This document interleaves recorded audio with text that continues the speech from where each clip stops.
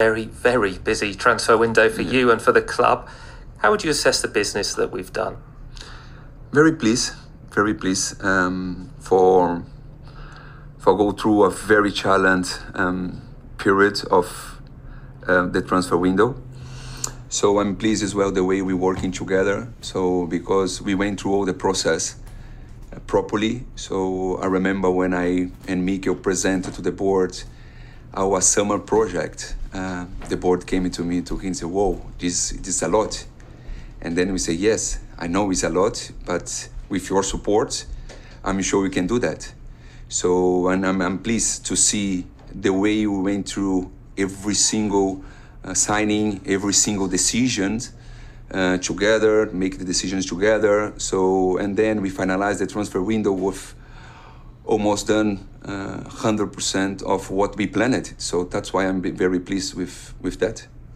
Can you discuss a bit more, outline the strategy that you had going into the window? Obviously, all the players are under the age of 24.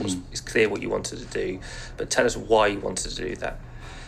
Yeah, I think you have to see the bigger picture, to be fair. I know people want to understand a little bit more about this transfer window, which is quite clear for me, the direction you go. So we signed 6 players. All the 6 players is under 23. So that's the direction you go, to try to consolidate the squad, to try to give to the squad more balance and more future as well. But what I'd like to people to understand is to see the big picture. Because if you see a year ago as well, we started to make some decision in this direction. So we renew Bukayo Saka, we renew Martinelli in the spirit as well, just to give them some direction the way we try to go. So just to give you a context, we renew in 1 year's time 7 contracts. 5 of them is under 23s for the first team.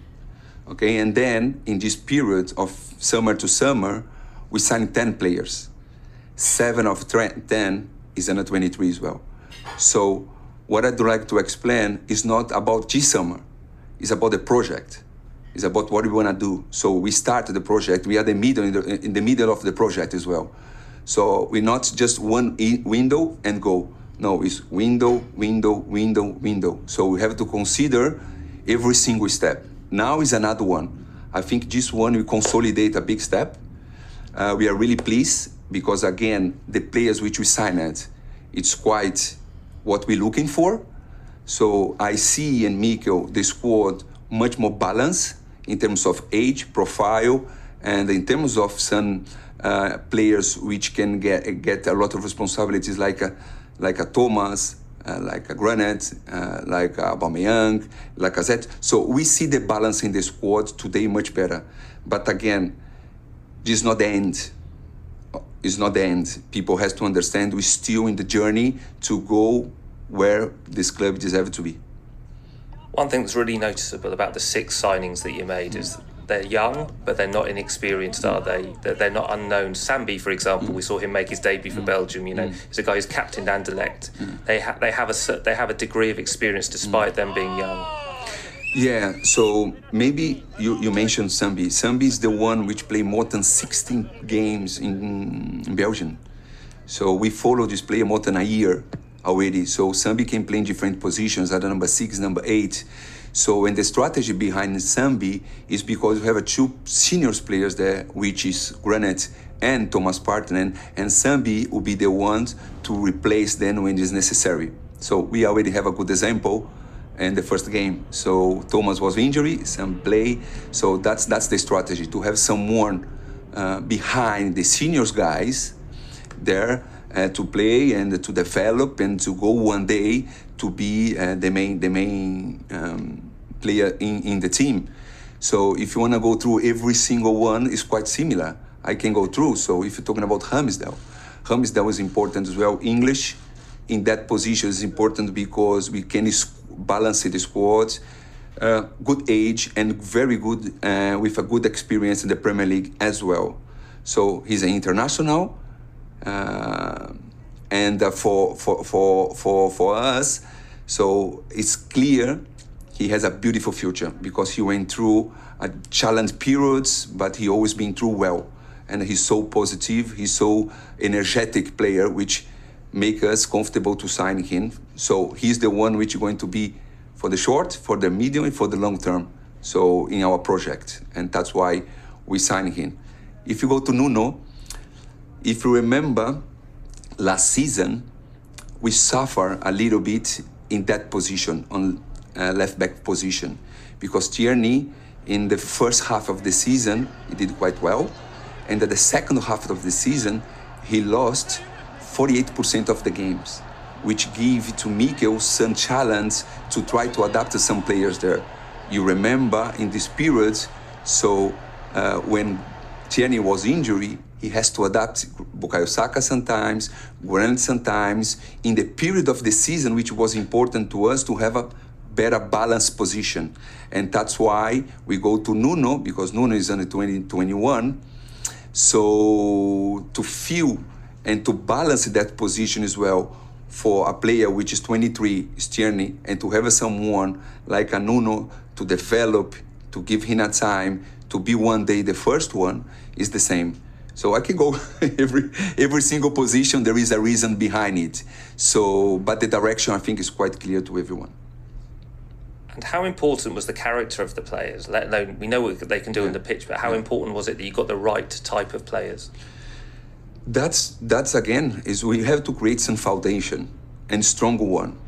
It's not only about the characteristics of the players, the technicality of the players. So it's about the character of the players as well, the mentality of the players as well.